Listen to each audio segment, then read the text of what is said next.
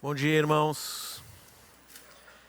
Eu queria começar lendo um versículo que está no Evangelho de Mateus, capítulo 11, versículo 29. Versículo bem conhecido nosso, Mateus 11, 29, que diz assim: Tomai sobre vós o meu jugo e aprendei de mim, porque sou manso e humilde de coração, e achareis descanso para a vossa alma. Esse verbo aprender, eu não sou bom em português, não sei se é verbo, qual é a forma do verbo, enfim, é uma ordem, né, que Jesus dá. Aprendei. A palavra grega para aprender é mantano, não sei se a pronúncia está correta, mas é um verbo que está ligado a um substantivo que é bem conhecido nosso também do grego, que é mateteu, que significa discípulo, discípulo. Então, mantano, numa tradução literal para nós seria: sejam discipulados por mim, porque sou manso e humilde de coração e achareis descanso para a vossa alma. Essa palavra também é usada em outros textos do Novo Testamento com o mesmo significado. E aqui nós vamos entender um pouquinho melhor o que ela significa. Por exemplo, Mateus 9, 13. Ide, porém, e aprendei o que significa misericórdia quero e não holocausto, pois não vim chamar justos e sim pecadores ao arrependimento.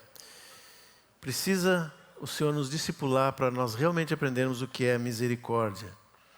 Filipenses 4:11, digo isso não por causa da pobreza, porque aprendi a viver contente em toda e qualquer situação. 2 Timóteo 3,14, tu porém permanece naquilo que aprendeste e de que foste inteirado, sabendo de quem o aprendeste. Hebreus 5,8, esse aqui é tremendo, porque fala de Jesus. Embora sendo filho, aprendeu a obediência pelas coisas que sofreu. O Senhor Jesus foi discipulado pelo Pai. E outro também tremendo, e esse diz respeito a nós, né? Apocalipse 14, 3, 5. Entoava um novo cântico diante do trono, diante dos 4 seres viventes e dos anciãos. E ninguém pôde aprender o cântico, senão os 144 mil que foram comprados da terra. Somos nós que fomos discipulados e aprendemos e fomos transformados conforme o Senhor. E se mantano, essa palavra grega foi traduzida como aprendizado, eu só preciso lembrar que o contexto de aprendizado naquela época era diferente do nosso contexto. Não era uma sala de aula, não era um currículo, mas era muito mais do que isso. Existem outras palavras gregas que têm um significado parecido, até complementar, que são mais próximas daquilo que nós hoje entendemos por aprendizado, né? Por exemplo, acribo. Acribo é uma investigação, assim, é um aprendizado meticuloso, alguém que lê e estuda profundamente um tema. Paideia ou paideu, que é também uma forma de aprendizado no sentido de treinar, que é muito usado para criança. Treinar criança, por isso daí vem pedagogia. Didasco, essa é bem conhecida, né? Nós temos o didaquê, que é o ensino, é o conteúdo do ensino e a forma como ele é dado. Mas mantano, que é essa palavra que está ali em Mateus 11, 29, ela é muito especial no contexto do Novo Testamento, porque ela fala de conhecer não apenas a história, o fato sobre Jesus, e nem tampouco as suas doutrinas, embora isso faça parte do conteúdo desse aprendizado. Mas ele é um aprendizado, é um conhecimento acerca da pessoa do mestre. Num processo em que o aprendiz, ou o discípulo, vai sendo transformado até ser igual ao mestre. E um texto que é muito claro sobre isso, não é só nesse daqui que está essa palavra, está em outros lugares também, mas um texto que é muito claro sobre isso está em Efésios 4, 20 a 24, que diz assim, mas não foi assim que aprendestes a Cristo, a pessoa dele. Se é que de fato o tendes ouvido e foste neles instruídos, e aqui instruídos é didasco, é o conteúdo do ensino. Ou seja, nós recebemos o ensino sobre Jesus, mas conhecemos e fomos transformados à sua imagem. Por quê? Porque o versículo continua, segundo é a verdade em Jesus. Eu preciso ver isso em Jesus e a partir daí eu sou transformado. E o que isso gera? Vamos continuar o texto, versículo 22. No sentido de que, quanto ao trato passado, vos despojeis do velho homem que se corrompe segundo as concupiscências do engano, e vos renoveis no espírito do vosso entendimento, e vos revistais do novo homem criado segundo Deus em justiça e retidão procedentes da verdade. Se nós pegarmos o 22 até o 24 e tentarmos ensinar alguém, ou nós mesmos formos nos disciplinar para vivermos isso, não vamos conseguir. Nós precisamos ser discipulados pelo Senhor, formados, transformados pelo seu Espírito Santo para sermos iguais a Ele, e esse é o resultado. Isso é ser discípulo de Jesus, que nos transforma interiormente primeiro, para depois nos fazer iguais a Ele e fazermos as coisas que Ele faz. É isso que vai nos permitir participar desse santo coral que está lá em Apocalipse 14, né? Daqueles que aprenderam o cântico de louvor ao Senhor. Quando nós trouxemos esse assunto do discipulado na Páscoa, e convidamos o Imitian para falar sobre isso, porque recebemos esse ensino dos irmãos de Buenos Aires há 50 anos atrás, 40 anos atrás, e temos vivido nisso. Entendemos do Senhor que Ele queria nos renovar nisso.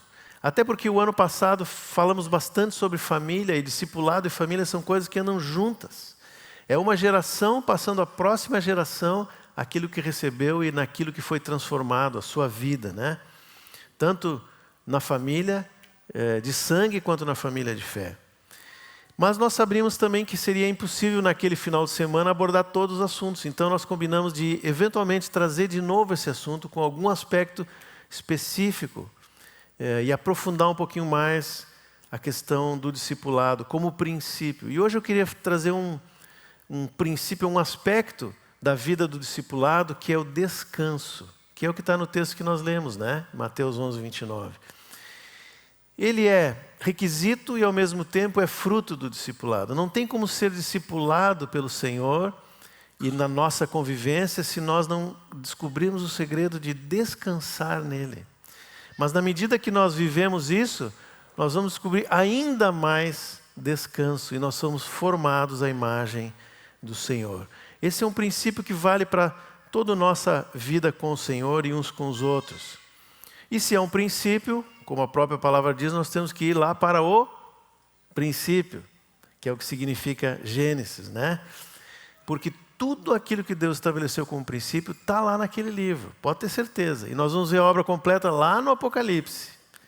Entre Gênesis e Apocalipse tem um longo processo onde Deus trabalha para conseguir o seu propósito. No capítulo 1 de Gênesis, o que nós temos? Nós temos uma palavra em ação. Haja luz, já no início, e houve luz. E Deus começa a dividir, né, separar as coisas, separou a luz das trevas, a água da terra, separou as coisas, botou ordem, devagar, dia a dia, etapa por etapa. Ele poderia ter feito assim, né? E estava tudo pronto num segundo, num milésimo de segundo, mas ele foi etapa por etapa. Cada etapa ele ia dizendo, isso é bom, isso é bom. Se alguém fosse no terceiro dia ia achar terra e água, nada, nem planta, nem animal, nem nada. A gente olhava e dizia, mas é um deserto isso, né? Mas Deus olha e diz, isso é bom, porque naquela etapa era o que precisava. E assim foi indo. Até que no sexto dia, depois de ter feito toda aquela obra maravilhosa, de feito aquele paraíso, Deus criou um ser muito especial, a sua imagem. O ser humano criou nós, Adão e Eva, homem e mulher. E era um ser especial porque fez a imagem dele próprio, para que ele o representasse diante de toda a criação. Não é por acaso que logo em seguida Deus deu autoridade a esse ser humano, Adão e Eva, sobre toda a criação. A gente está em época de Copa, né? Então se alguém olhar lá os jogos vai ver pessoas com a camiseta do seu time, ou do seu país. Mas mesmo que seja aqui, né? O Grêmio, o Inter, enfim. Quando a gente vê aquela camiseta, sabe que aquela pessoa pertence àquele país ou àquele time, tudo mais, né? Então, claro que é uma figura distante assim do que nós somos, mas nós, naquilo que somos, representamos o Senhor diante de toda a criação. Isto é imagem, mas Gênesis diz que Deus queria nos fazer imagem e semelhança. A semelhança fala muito mais de algo interior. Por isso, no dia seguinte, no 7º dia, Deus descansou. E nesse ambiente de descanso, Ele começou a trabalhar no coração do homem, para que ele fosse a sua semelhança interior. Guardem isso, no dia do descanso. A partir daí, o desejo de Deus era que o homem experimentasse algo maior do que tudo que Deus já tinha feito, que ele fosse discipulado. Até não ser apenas a imagem exterior, mas a semelhança interior, no espírito e na alma. Por isso, diariamente Deus vinha e conversava com Adão e Eva. Como é que Adão soube do que aconteceu no 5º dia, no 4º dia, no 3º dia? Deus falou para ele. E assim Deus foi falando todas as coisas, apresentou os animais, as plantas, nessa caminhada com Adão e Eva.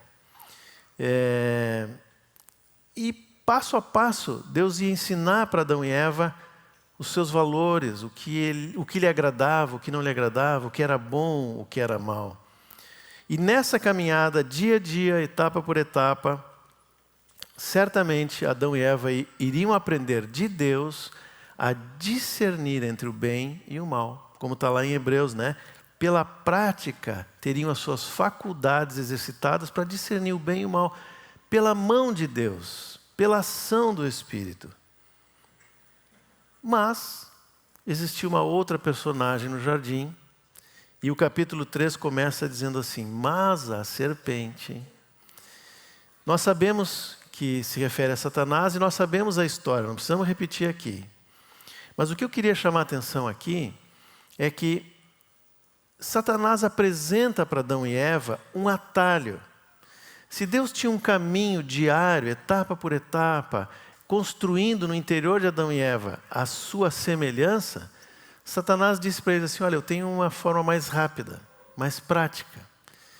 Não é isso que Deus quer, que tu seja igual a Ele? Então come daquela árvore, come daquele fruto que tu vai aprender o que é bom e o que é mal. Tu vai ser igual a Ele.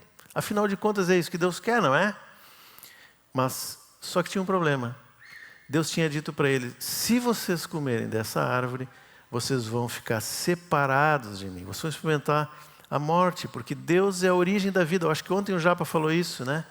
Deus é a origem da vida. Ficarmos separados dele é morte. E a gente sabe o que aconteceu, né? Sabe o resto da história. Mas o fato é que a partir daí, Adão e Eva, ao invés de caminharem com Deus e serem discipulados por Ele, experimentaram o oposto, foram se afastando de Deus. Esse Deus que para eles era visível, com quem eles conversavam, eles ouviam, eles falavam, agora eles não mais podiam ter acesso a Deus. E os seus descendentes todos também não viram a Deus. Deus se tornou uma história contada para eles. Embora muitas vezes Deus se manifestou ao homem, né? E esse é algo marcante no Antigo Testamento, porque Deus não desistiu do seu propósito, mas Ele foi atrás de homens e mulheres para que eles pudessem também ser discipulados por Ele. E Ele chama esses homens, essas pessoas, homens e mulheres, que respondem ao seu convite e de fato são discipulados por Deus. Creram nele, se entregaram a Ele, são mudados por Ele. A gente vê tantos, né? Noé, Abraão. Outro dia vimos o Luiz falando sobre Jacó, como Deus trabalhou na vida daquele homem e ele foi transformado. Moisés, Davi e tantos outros que foram conduzidos pelo Senhor, né? Um trabalho individual de Deus com cada um deles. Mas é interessante que, se a gente olhar a história deles no Antigo Testamento, a gente vai ver que o que uma geração recebia e o que um homem recebia de Deus e era transformado, muitas vezes, eu diria na maioria das vezes, não consegue passar nem para a geração seguinte. Às vezes vai 1, 2, 3 gerações e depois se perde. Parece que o homem perdeu a capacidade de transmitir aquilo que tinha recebido de Deus. No máximo, passava a forma, mas não a essência do que Deus tinha feito e falado para eles, né? Isso aconteceu muitas vezes na história, no Antigo Testamento a gente vê isso, no povo de Deus, né? Tantas vezes, juízes, por exemplo, se levantava um juiz que seguia a Deus, o próximo, idolatria. Nos reis, a mesma coisa. Até que chega um momento no povo de Deus, no povo de Israel, depois do exílio, depois de tantas idas e vindas, né? Que parece que estava tudo bem. O templo estava funcionando, a religião funcionando, os sacrifícios diários, tudo normal. Mas Deus chama um profeta chamado Malaquias para dizer para eles o seguinte: vocês estão observando a forma, vocês perderam a essência da vida comigo. Deus diz naquele livro, né? Vocês me amam, vocês não me amam. E o povo dizia: mas como não te amamos? Vocês não me honram, mas como não me honram? Vocês não guardam a minha lei. Mas tudo estava ali funcionando, a forma estava ali. Mas aquela relação íntima e pessoal com Deus havia se perdido, né? O problema não era o exterior, era o interior do homem que não tinha sido transformado. Será que havia esperança para a humanidade? Aquele processo de pecado, de separação, de alguma forma diluiu tudo aquilo que Deus tinha feito desde o início. E quando eu falo diluiu, me vem uma imagem na mente. Eu vou pedir para o Márcio colocar ali, né? A imagem que me vem à mente para descrever esse processo de queda e afastamento é a dispersão da luz. Você já deve ter visto essa imagem em algum lugar, né? A luz, ela é reta, clara, concentrada, forte, mas quando ela passa pelo prisma, ela se dispersa e vai se tornando fraca, fracionada, até que nós já não conseguimos mais ver essa luz. Uma estrela, por mais forte que seja, por maior que seja, ela, na medida que essa luz se espalha pelo universo, ela vai se dispersando, e aquele foco inicial, aquele feixe de raios bem forte e direcionado, ele se dispersa. Não só se dispersa, como se desvia. Assim foi toda a história no Antigo Testamento. Interessante que no dilúvio, vocês lembram qual é a imagem que Deus colocou no dilúvio? O arco-íris, né? Que é exatamente isso. É como se Deus dissesse para Noé: as coisas estão desse jeito, a verdade está diluída, mas eu tenho uma aliança com vocês. E um dia eu vou restaurar todas as coisas. Até que um dia, aquela mesma palavra, lá de Gênesis 1, a palavra em ação, o verbo se fez carne e habitou entre nós, cheio de graça e de verdade. Agora não era só mais um comando dizendo: haja luz, né? Faça-se a terra, separem, criem-se os animais. Mas era o verbo encarnado. Se no Antigo Testamento Deus era invisível para os homens, a não ser quando ele se manifestava, agora não. Agora é um homem que é a imagem do Deus invisível. Ou como diz lá em Hebreus, a expressão exata do seu ser. Deus podia ser visto de novo. Um homem podia falar com Deus, podia conversar, podia tocar em Deus que se fez homem e não deixou de ser Deus. E embora perfeito, ele abandonou a sua glória celestial para ser discipulado pelo Pai, como nós lemos lá em Hebreus 5. Tudo que ele falou, ele ouviu do Pai. Tudo que ele fez, ele recebeu uma ordem do Pai. Tudo que ele precisava, ele pedia ao Pai. Que coisa fantástica isso, né? Como Deus reverteu aquele cenário de aparente perda. E isso também me lembra de uma outra imagem, que é o oposto daquela, né? Se alguém tem telescópio, o Jimmy gosta de telescópio, ele levou no último retiro nosso, né? O telescópio faz exatamente o oposto. Aquela estrela de uma luz fantástica que chega para nós bem fraquinha, ou aquela luz refletida na lua, quando a gente põe o telescópio, ele reúne todos aqueles fachos de luz dispersos e junta num ponto só, num ponto focal, acho que esse é o nome do telescópio, né? Onde a gente consegue ver claramente. Jesus fez isso.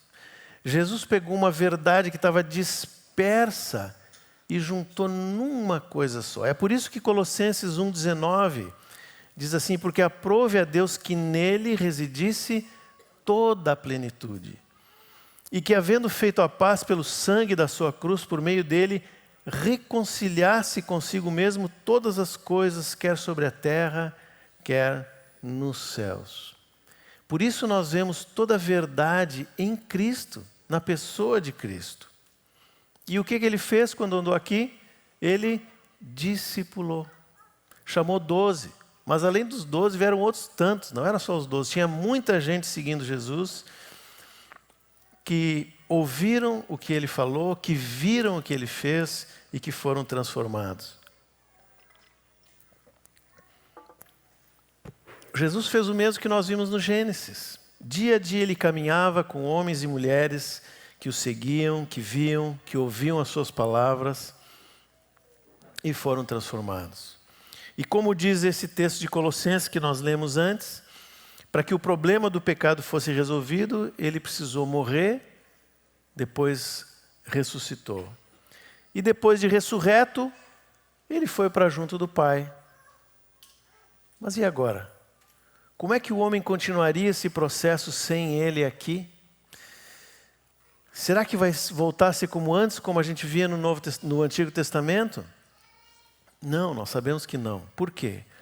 Porque no último momento em que Jesus esteve com seus discípulos, com seus seguidores, ele disse algo que indicaria a forma como Deus iria agir a partir daí. O que Jesus falou no final?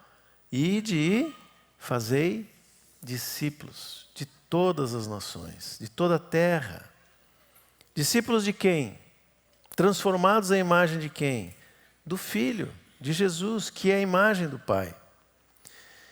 E aí nós vamos pensar, mas como é que nós vamos fazer isso, né? Como é que nós vamos dar conta? Nós não dá conta nem de nós mesmos. Como é que nós vamos ajudar outros a ser formados à imagem de Jesus? O que Jesus falou antes disso? Não façam nada, não saiam da cidade até que do alto sejais revestidos de poder. O que Jesus está falando? Da habitação do Espírito Santo. Deus, o Espírito, habitando em nós. Assim como lá no Gênesis, Deus discipulou os homens. Assim como Jesus discipulou aqueles que o seguiam. Agora o Espírito Santo vai nos discipular. Mas Ele habita em nós. Então Ele não faz isso sozinho. Ele faz com a nossa cooperação, com a nossa ação junto com Ele. O Espírito Santo vai nos guiar a toda a verdade. E vai nos transformar à imagem de Cristo. E por meio dessa ação do Espírito Santo que habita em nós, nós também vamos poder ajudar uns aos outros. Lembram que no Antigo Testamento eu falei que uma geração não conseguia passar isto à próxima geração? Agora é possível, porque o Espírito Santo que habita em mim pode habitar também o meu filho ou o irmão a quem eu estou ajudando e cuidando. Nós somos ferramentas na mão do Espírito Santo, um trabalho conjunto do Espírito dentro de nós e através de nós. É por isso que eu falei de Malaquias, né? Que era um cenário assim de muito ruim, porque a aparência estava ali, mas a essência não. Mas como é que termina o livro de Malaquias? Antes que venha o dia do Senhor, eu converterei o coração dos pais aos filhos e dos filhos aos pais. Ele não está falando apenas na família, embora eu creia que o primeiro sentido é a família, mas mostrando que vai haver em nós um desejo de trabalhar junto com Deus para que esse processo continue nas próximas gerações como Deus queria desde lá do Éden. De uma geração para outra, até que venha o dia do Senhor. Então, isso é discipulado. Resumindo, né? O Espírito Santo trabalha para moldar o caráter de Jesus em nós e nós cooperamos com Ele. Tanto em relação aos nossos filhos naturais e primeiramente em relação a esses, mas também quanto aos nossos irmãos, até que Cristo seja formado em todos. Não é isso que está lá em Efésios 4? Como é que diz lá? Efésios 4. Até que todos cheguemos à unidade da fé, 4:13, perdão. E do pleno conhecimento do Filho de Deus, a perfeita varonilidade, à medida da estatura da plenitude de Cristo. Esse é o alvo, o trabalho. que o Espírito Santo faz. Mas como ele faz? Versículo 16. Seguindo a verdade em amor, cresçamos em tudo naquele que é a cabeça, Cristo, de quem todo o corpo, bem ajustado e consolidado pelo auxílio de toda a junta, segundo a justa cooperação de cada parte, efetua o seu próprio aumento para a edificação de si mesmo em amor. Isso é a vida da igreja, isso é o discipulado. Não é um programa, não é um método, não é uma moda, é algo que Deus estabeleceu lá no Gênesis e vai existir até o fim. Está claro o que é discipulado? Eu sei que você sabe, mas é só uma recapitulação aqui, uma introdução para o que eu gostaria realmente de falar. E como isso é essencial para que se cumpra o propósito eterno de Deus. E como cada membro do corpo tem participação naquilo que o Espírito Santo faz lá dentro.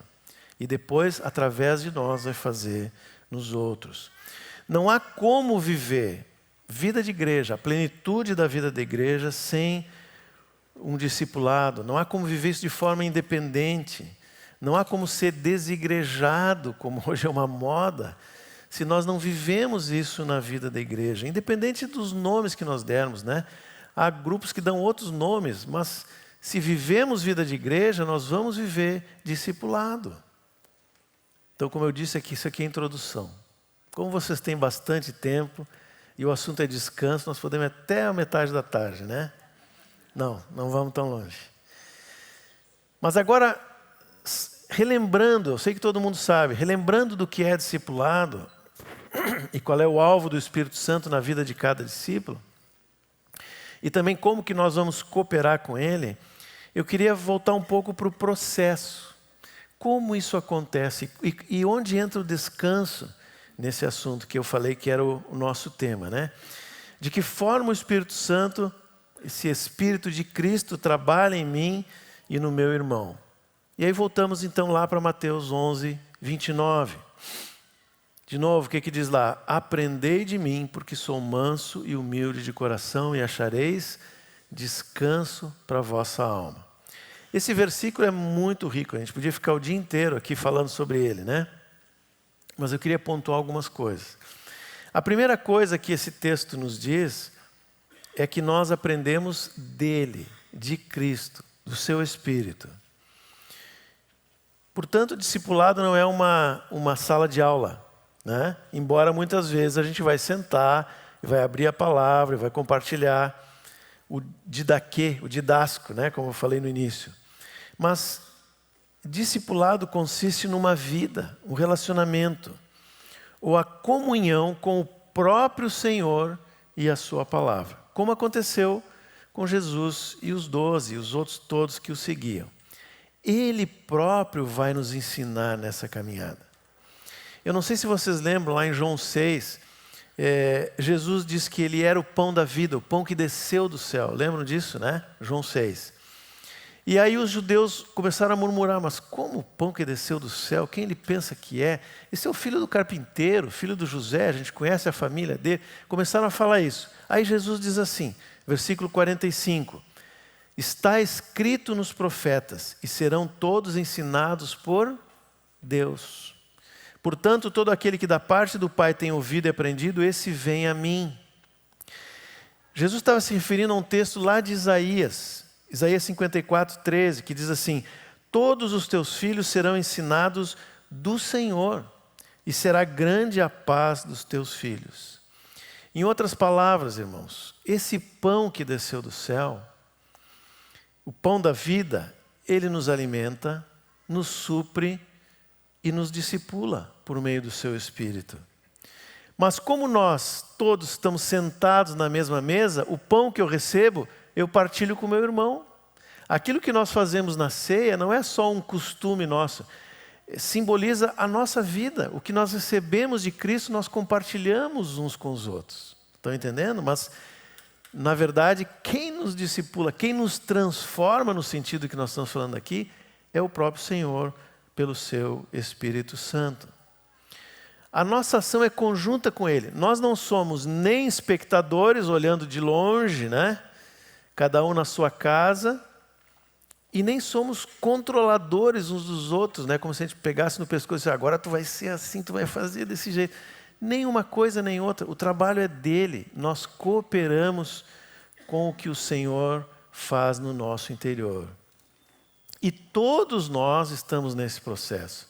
Alguns estão um pouquinho mais na frente, outros estão começando a caminhada, mas todos nós somos discipulados pelo Espírito Santo e ao mesmo tempo cooperamos com Ele na comunhão dos santos. Isso é a primeira coisa que o texto nos diz.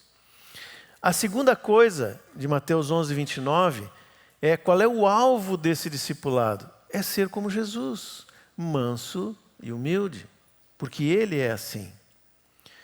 Mas será que nós vamos ter aula de mansidão e humildade? Vocês imaginam um bacharelado em mansidão? Ou alguém que põe um crachá assim, doutor em humildade? Ia ficar legal, né? Será que é isso que está falando o texto? Claro que não, né, gente? O trabalho do Espírito Santo é uma transformação interior. Se for só no exterior, tem data de validade. Eu estava lembrando outro dia, até comentei em outro lugar, que lá em 1999, sei lá, século passado, eu vi uma reportagem, eu achei muito engraçado, triste, mas engraçado, que era uma disputa entre monges do budismo pelo controle de um templo sagrado lá, uma coisa. Mas não era uma disputa assim só de conversa, era fight mesmo, né, como diz a gurizada, era briga braçal. E triste, né? Mas ao mesmo tempo engraçado, porque a figura de um monge transparece aquele cara calmo, tranquilo, vestidinho de laranja, né? Mas não adianta. Quando o homem tenta produzir mansidão e humildade, tem um limite. Tem um ponto de ebulição, em algum momento a gente vai estourar, né? E o diabo sabe, e ele coloca as pessoas do nosso lado que atingem exatamente esse ponto. E aí, se a mansidão e a humildade for só exterior, ela vai demonstrar o que está lá dentro, né?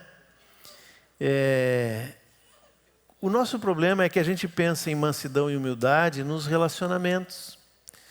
Mas ser humilde e manso é, em primeiro lugar, na nossa relação com Deus.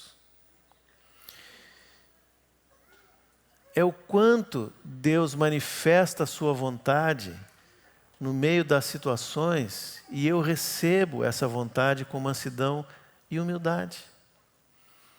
Depois sim, a partir da transformação que acontece no meu interior, eu faço isso com os outros, mas nunca começa pelo exterior, senão vai ficar só na aparência, como estava lá na época de Malaquias. É pela disposição de ouvir o Senhor, de crer nele, de confiar, de obedecer a Ele. A partir daí é que eu vou tendo uma outra atitude com as pessoas, mas tudo começa pela minha relação com o próprio Deus. É dessa forma que o Espírito Santo vai me transformar à semelhança de Jesus. E a terceira coisa do versículo, que é a chave para que isso aconteça, é exatamente o descanso, que é condição e resultado ao mesmo tempo. Vocês lembram, né, que eu falei antes como é que quando começou o discipulado com Adão e Eva, em que dia da criação? No 7º dia, o dia do descanso. Porque esse é o único ambiente em que nós podemos ser transformados à imagem de Cristo. Enquanto nós estamos agitados e ansiosos daqui para lá, o Espírito Santo não vai conseguir formar Cristo em nós. Tudo que é necessário para que um discípulo seja formado à imagem de Cristo, o próprio Deus já proveu. A matéria mais importante do discipulado, se é que dá para dizer assim, é nos ensinar a andar com Deus em descanso. E eu não estou falando de férias, de final de semana, sombra e água fresca, né? Embora essas coisas sejam boas e necessárias, mas elas são externas e temporárias. Acaba, né? Às vezes a gente está num momento de descanso e está trabalhando. Ontem, cadê o Lucas? Está por aí, né? O Lucas estava lá em casa e ele foi lá com uma missão, que era cortar lenha. A gente passou a tarde inteira cortando lenha. E aí eu disse para ele, Lucas, que dia para a gente fazer? No sábado, no dia do descanso. Então, descanso na Bíblia não é simplesmente estar parado. Muito pelo contrário. Nós vamos trabalhar e muito, mas a nossa alma vai estar tranquila. É uma atitude interior e permanente, que não se afeta com as circunstâncias. Envolve fé, envolve confiança, envolve entrega. Tudo isso é descanso. A gente pode ter um colchãozinho legal, né? Novinho, confortável, um travesseiro bom, temperatura agradável, ar-condicionado, e ficar acordado por preocupações, não é? Muitas vezes, às vezes passamos por situações assim. Mas olha o contraste, Jesus num barco de madeira, no meio da tempestade, o que ele estava fazendo? Estava dormindo. Quem estava agitado eram os discípulos, né? E ainda foram lá, Jesus, não te importa que nós vamos morrer aqui. Interromper o sono do Senhor.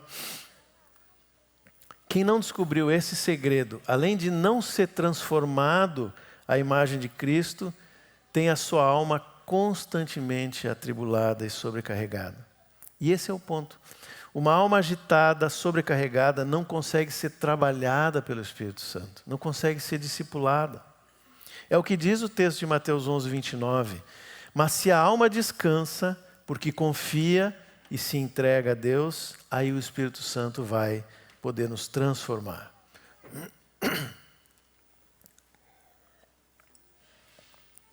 De vez em quando tem que dar um descanso para a garganta. Se eu pedisse para levantar a mão aqui quem vive no descanso de Deus, certamente todo mundo levantaria. Mas nós sabemos que isso não é totalmente verdade. Em parte é, porque nós já andamos um bocado com o Senhor e nós já aprendemos a descansar, mas ainda falta uma caminhada. Às vezes descansamos numa área da nossa vida, mas na outra não. E todos nós, se formos sinceros, né, a começar por mim, precisamos aprender a descansar no Senhor. E para entender melhor isso, talvez seja melhor ver o contraste. O que é o descanso e o que é a falta de descanso em Deus. E uma das primeiras coisas que aparece quando nós não estamos descansando no Senhor é a insatisfação. Quem descansa é satisfeito ou contente. Essa é uma palavra que aparece muito no Novo Testamento, contentamento. E eu não estou falando de um contentamento ou de uma alegria externa, né? Embora seja muito bom a gente ver uma cara alegre, um sorriso, né? Mas às vezes um sorriso, uma brincadeira pode esconder uma alma atribulada. O exterior não é critério para julgamento do que há lá dentro. Contentamento é estar satisfeito em quem Deus é e quem eu sou. Ele é o meu pastor, eu sou filho. Ele é o meu pai, eu sou filho. Eu sou ovelha desse bom pastor. Não importam as circunstâncias. Eu não combinei com o Japa, mas ele trouxe aqui Paulo e Silas na prisão, né? Olha a circunstância que eles estavam, amarrados no tronco. Eles estavam o quê? Contentes, louvando. Estavam com dor, certamente, mas estavam contentes. A circunstância não muda quem nós somos. Eles não ficaram louvando depois que saíram da prisão, eles louvaram antes. E depois também, porque independente da circunstância, eles estavam satisfeitos em Deus. E o próprio Paulo diz isso aos Filipenses, num texto que nós lemos, né? Lá no início, Filipenses 4:11. Digo isto não por causa da pobreza, porque aprendi a viver contente em qualquer situação. E ele continua, versículo 12. Tanto sei estar humilhado como também ser honrado. De tudo em todas as circunstâncias já tenho experiência, tanto de fartura quanto de fome, assim de abundância como de escassez. Tudo posso naquele que me fortalece. O que Paulo diz aqui para os filipenses é que ele aprendeu, mantando, é o verbo, né? A viver contente, porque ele sabe que há um Deus que o fortalece em qualquer circunstância. Ele aprendeu isso. Se nós não descobrimos esse segredo, nós vamos sempre desejar esperar o que ainda não temos. Como se aquilo que nós não temos é o que vai nos dar satisfação. Mas é o contrário, o exemplo de Paulo e Silas é claro nisso. Alguns exemplos. Às vezes alguém deseja casar, é solteiro. Coisa boa, né? Que bom que há esse desejo. Mas enquanto não vem, fica insatisfeito. Aí nós vamos para um casado. Bom, está satisfeito? Nem sempre. Há muitos casados que querem sair do casamento. Ou querem outro cônjuge. Insatisfação. Aquele que tem alguma coisa, imagina que... Ou melhor, aquele que não tem alguma coisa, imagina que tendo o que ele deseja, ele vai ficar satisfeito. Mas às vezes o que tem exatamente aquilo que ele deseja também está insatisfeito. Não são as coisas, não são as circunstâncias que nos dão satisfação. E a insatisfação vai conduzir ao pecado. Esse é o problema. Pode ser pecado de murmuração, inveja, amargura ou outro pecado, mas é certo que vai levar ao pecado. Vocês lembram qual foi a estratégia de Satanás lá no Éden para separar o homem de Deus? Deus havia feito tudo da melhor maneira, perfeito. Era literalmente um paraíso. Eles tinham tudo lá. Tinham tudo ou não tinham? Tudo que eles precisavam. Quem gostaria de morar no paraíso aqui? Tem certeza? Não tinha carro, não tinha micro-ondas, não tinha air fryer, não tinha roupa da moda, nem roupa eles tinham, né? Será que era o paraíso? Claro que era. Aí os nossos conceitos precisam ser ajustados ao Senhor, né? Mas vamos pensar no que Adão e Eva tinham. Eles tinham alimento de sobra, perfeito. Assim, em termos de nutrição, perfeito, né? Alguns irmãos cientistas que falam sobre o criacionismo dizem que aquilo que a biologia trata como evolução, na verdade, é degradação. As transformações dos seres vivos foram por causa do pecado, né? Mas, enfim, se uma salada de fruta é boa hoje, imagina lá no Éden. Que maravilha que deveria ser aquilo. Mas olha o que Satanás fez. E Deus tinha dado uma ordem: comam de todas as árvores, de todos os frutos, de tudo que vocês têm aqui, menos de uma fruta. Aonde o diabo foi? Na única coisa que eles não tinham. E conseguiu, de forma ardilosa, tirar os olhos de Adão e Eva da abundância que Deus tinha dado para a única coisa, para o único fruto que eles não podiam comer. E o que eles fizeram? Eles comeram. Sabe como é que a Bíblia chama isso? Cobiça. É o desejo por aquilo que eu não tenho, que Deus não me deu. E Tiago é bem claro, ele diz, né? Cada um é tentado pela sua própria cobiça, quando esta o atrai e seduz. E a cobiça, Tiago 1, 14 e 15, depois de haver concebido, dá à luz o quê? Pecado. E o pecado, uma vez consumado, gera a morte. Vocês percebem a estratégia de Satanás? Desde o Éden. Mudou alguma coisa hoje?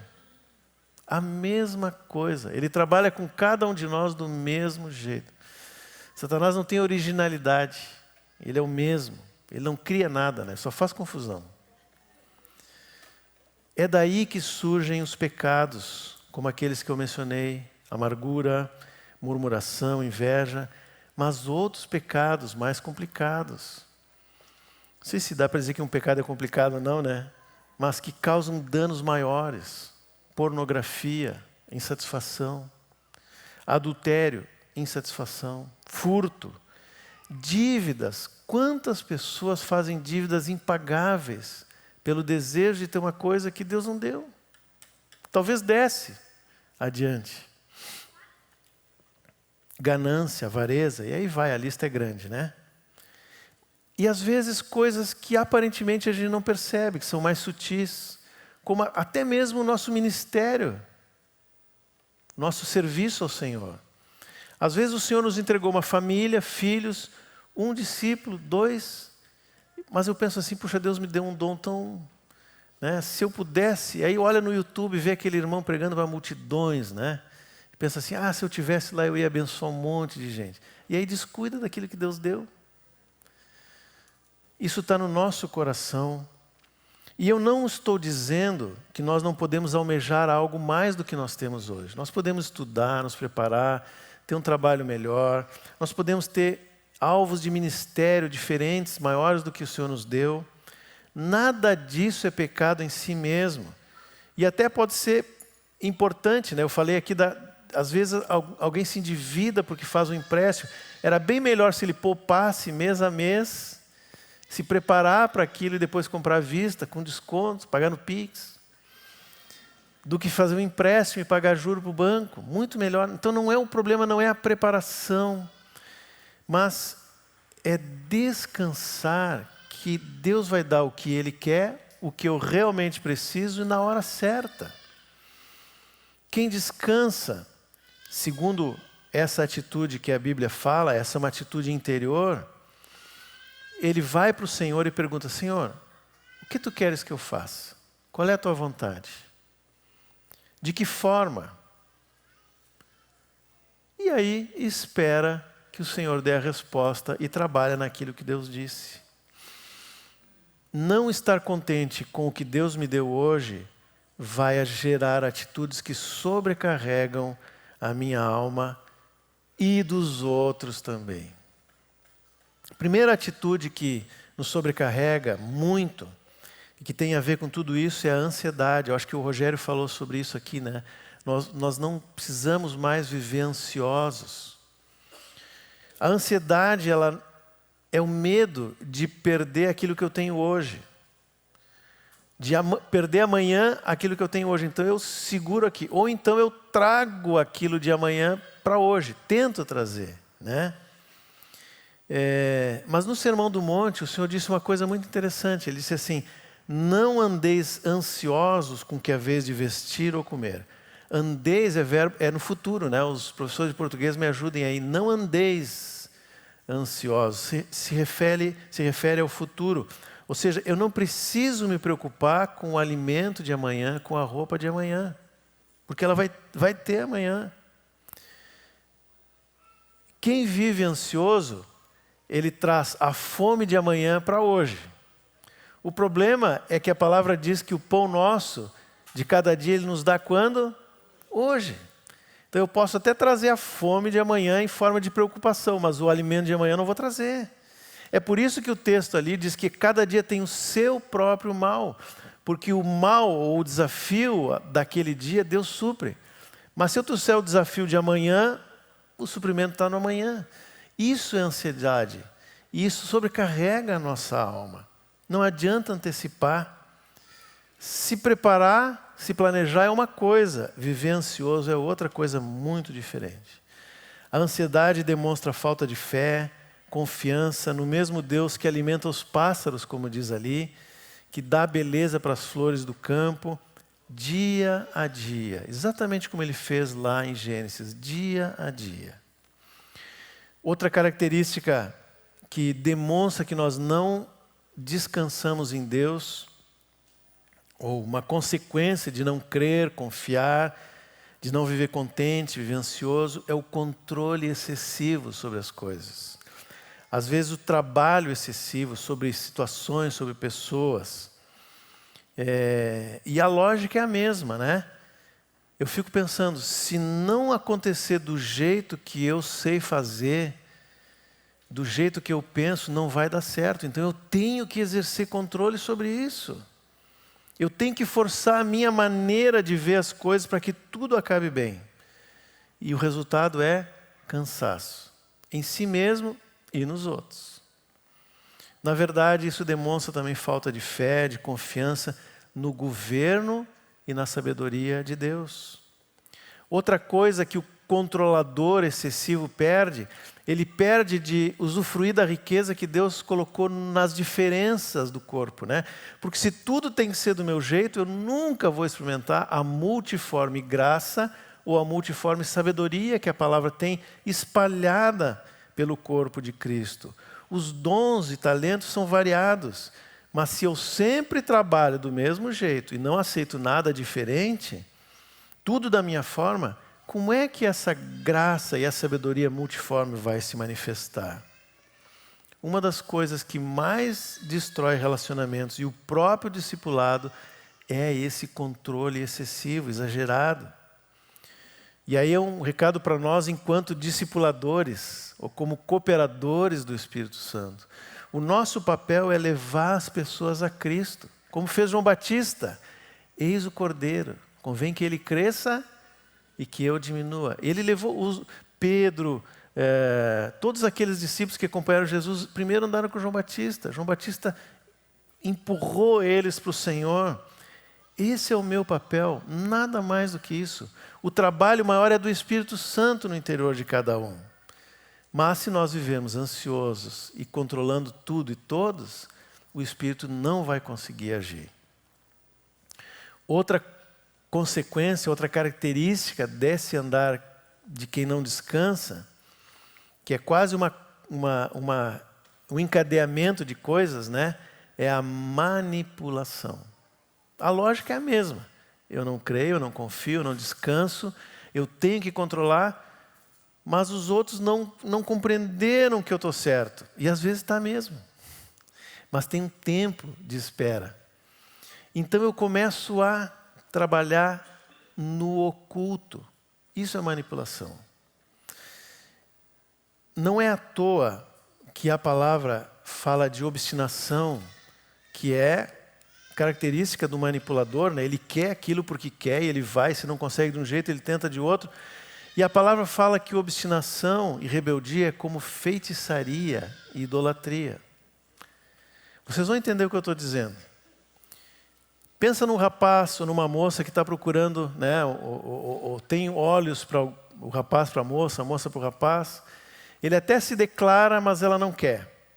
E ele fica muito triste. Mas ele é tão obstinado naquele relacionamento, que diz, eu tenho que achar uma maneira de que ela corresponda a esse sentimento. Pode até estar, a outra pessoa pode estar tendo um relacionamento, mas ele quer de qualquer jeito. Aí ele vai andando pela rua da praia e vendo um poste escrito assim, trago a pessoa amada em 3 dias. Vocês percebem? A gente ri, mas é sério. Porque a manipulação, ela trabalha no oculto. Assim como o feiticeiro. É a mesma lógica da feitiçaria. Aquilo que eu não consigo no natural, eu vou tentar de uma outra forma. O manipulador, ele diz para alguém, né, ó, manda que o fulano faça aquilo. Ó, convence aquela pessoa a fazer de tal jeito. Ele vai articulando para que as coisas acontecem como ele quer. Vocês lembram da Marta e Maria, né, irmãs de Lázaro? A Maria aos pés do Senhor, a Marta servindo ao Senhor, preparando o alimento, mas ela está inquieta. E Jesus diz isso, o teu problema da Marta era inquietude, ansiedade. Aí o que ela faz? Eu acho que ela batia o talher forte na mesa para ver se a Maria acordava, né? Mas a Maria estava tão, assim, usufruindo daquele momento com Jesus que nem ouvia a Marta. Aí o que a Marta faz? Ela vai para Jesus, faz o impensável. Jesus, manda que a Maria venha me ajudar. Olha só, manipulação. Depois, quando Lázaro morreu, a mesma coisa. Ela manda uma cartinha para o Senhor, né? Olha, aquele a quem tu amas está doente, vem. Jesus não veio. Jesus não era manipulável. Ele sabia que a morte de Lázaro era para a glória de Deus. Depois ele foi, chegou em Betânia. Quem correu na frente? A Marta. E disse, se tu tivesse aqui, ele não teria morrido. Aí Jesus disse para ela, mas ele vai ressuscitar. Ela nem consegue ouvir. Ela diz, não, eu sei, Jesus, eu sei. No último dia ele vai ressuscitar. Ele diz, Marta, eu sou a ressurreição e a vida. Quando nós vivemos ansiosos, não descansamos, nós não conseguimos nem ouvir o que Deus tem para falar. O Espírito Santo fala e eu não escuto, de tão ansioso e preocupado que eu estou. Mas a Bíblia também tem exemplos positivos, né? Eu estava lembrando de Josué e Calebe. Saíram do Egito, viram todas as maravilhas que Deus fez, e aí eles vão com mais uma turma de espias, né, para olhar a terra, e os outros todos voltam preocupados, né? Nós não podemos ir nesse lugar porque tem gigantes e tal. Mas Josué e Calebe criam no Senhor, não estavam nem um pouco preocupados. Se Deus vai à frente, nós vamos entrar. Agora imagina se Josué e Calebe tivessem sido ansiosos ou manipuladores. Eles iam chegar para Moisés, Moisés, vem aqui no cantinho. Seguinte, essa turma aí não sabe de nada, Moisés. Chama um exército aqui, nós vamos entrar lá e nós vamos entrar nessa terra. O que eles fizeram? Eles descansaram. E não foi pouco, 40 anos. Hoje é dia 14 de junho, né? Pensa no dia 14 de junho de 86, 40 anos atrás. Onde é que a gente estava? Alguns nem tinham nascido aqui, né? 40 anos eles esperaram. Que descanso. Alguém pode dizer assim, Caleb entrou com 80 anos, eu acho, né? 80 e poucos anos na Terra Prometida. Alguém pode dizer assim, puxa, perdeu a vida no deserto. Não, ele ganhou.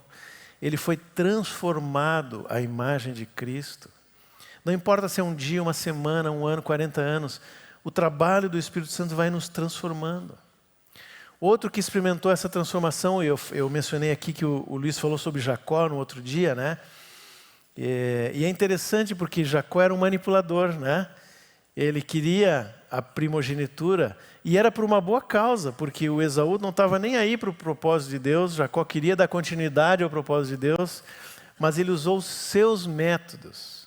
Ele botou um pelo, né, porque o irmão era peludo, e aí o pai, que era cego, ia achar que era o irmão, botou as roupas do irmão para ter o cheiro do irmão, enganou o próprio pai para ter o direito de primogenitura. Aí ele foi, fugido, encontrou Labão, que era mais enganador que ele, né? Ele se apaixonou pela filha de Labão e ele disse, 7 anos tem que trabalhar para mim. E o Jacó trabalhou 7 anos. Quando era para receber a esposa, o que o Labão fez? Aqui não, a primogênita vai primeiro. Mais 7 anos. Ele foi enganado no próprio engano. Teve que ser disciplinado, discipulado pelo Senhor. Lutou com Deus. E outro dia eu estava lendo o livro do Marcelo, né, que depois vocês vão conhecer, muito bom. E eu disse para ele, Marcelo, eu não sei se Jacó venceu ou perdeu ali, né? Até hoje não sei. Mas o fato é que ele foi transformado. Ele foi transformado pelo Senhor. Pedro, discípulo de Jesus, outro ansioso de carteirinha, né? Estava sempre saltando na frente. Os outros pensavam, estavam ouvindo que Jesus disse, o Pedro já saía na frente, né? Não, Jesus, isso não vai te acontecer, não vai morrer não. Jesus arreda Satanás, né? No último momento ali, Pedro disse assim, eu vou estar contigo até o fim, vou levar uma espada para te proteger. Negou Jesus, precisou falhar. E quando Pedro falhou e reconheceu que não era pelo que ele fazia que ele era aceito, depois da ressurreição, né, Jesus pergunta 3 vezes, tu me ama, Pedro? E ele diz, olha, tu conhece o meu amor, né? Não é um amor ágape, é um amor filéu, como está lá no original. Não é perfeito. Aí Jesus diz, bom, então agora tu está no ponto, apacenta as minhas ovelhas. É assim que somos nós não somos perfeitos, nós temos muitas falhas, mas quando descansamos, reconhecemos que o Senhor faz o trabalho, nós podemos operar com Ele e somos transformados por Ele. E eu queria concluir então dizendo, lembrando isso, eu sei que todo mundo sabe disso aqui, mas nós precisamos ser lembrados que nós somente somos transformados à imagem de Cristo se nós crermos, se nós confiarmos, se nós descansarmos, entregarmos tudo na mão do Senhor. E isso é mais necessário do que qualquer outro tempo hoje em dia, irmãos. Hoje vivemos num ambiente de ansiedade, de aparência, né? Tudo é forma. E essas coisas sobrecarregam a nossa alma e não deixam que nós sejamos transformados à imagem de Cristo, que é o alvo do discipulado. Eu creio que, agora sim, se eu pedisse para levantar a mão, quem se sente cansado hoje em dia? Muita gente se sente cansada. E não é por causa da nossa idade, embora a idade vá cansando mais. Eu vejo jovens cansados. Outro dia eu estava pensando, né, será que nós temos muitas coisas? Aí eu comecei a lembrar da minha juventude. Quem viveu em igreja metodista, batista, sabe como é que era numa cidade pequena? Como é que era a vida ali, né? O sábado de manhã começava às 8 horas, a gente passava o Seu João. O Seu João tinha um fusquinha, ele carregava 6, 7 jovens, entupia aquele fusquinha para ir no presídio. Todo sábado. Pregar para os presos, cantava com eles. Depois jogava futebol, por isso que ele levava os jovens, né? jogava futebol, saía dali, combinava de ir para a chácara, porque não tinha caseiro, tinha que cortar a grama na chácara, porque tinha o retiro na semana que vem. Saía da chácara, ia para o culto dos jovens. No domingo de manhã, escola dominical. Voltava para almoçar e culto de noite. Ninguém se sentia cansado. Mas o trabalho todo que nós tínhamos ao longo da semana, será que nós realmente temos muitas coisas ou a nossa alma está sobrecarregada? Muitas preocupações com o que pode acontecer amanhã. Nós somos bombardeados diariamente pela internet. TV eu acho que ninguém mais vê, mas enfim, se vê o jornal, é um bombardeio. Nós que passamos pela enchente aqui, né? Qual é a primeira notícia que a gente vê quando liga a TV hoje? Super El Niño, não é? E a gente já fica lembrando de 2024. Será que vai acontecer de novo? É o recorde. Super El Niño recorde. Pode acontecer? Pode. Pode. Mas pode não acontecer. Quem controla o tempo não é o Senhor? Adianta alguma coisa antecipar o sofrimento que eventualmente aconteça lá adiante? Não adianta. O Senhor nos guardou em 2024, vai nos guardar agora. Em qualquer circunstância. Nós só vamos sobrecarregar nossa alma com essas coisas. Qual é o caminho certo? É o caminho de Maria aos pés do Senhor.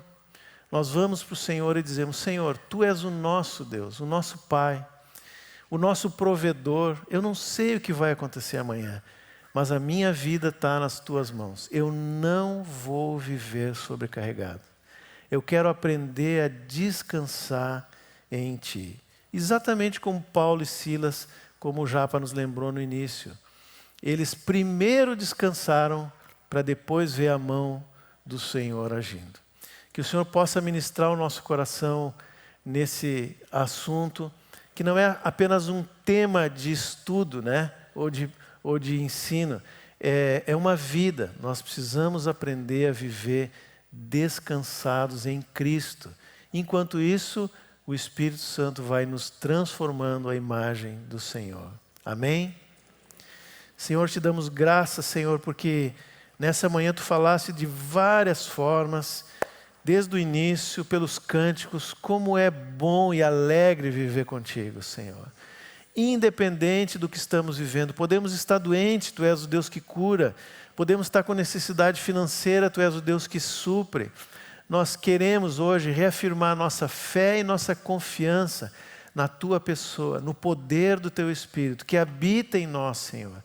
Ajuda a mim e a meus irmãos a viver dessa forma, Senhor, para que nós sejamos, de fato, imagem desse Jesus manso e humilde que é o nosso modelo. Amém, Senhor. Glória a Deus.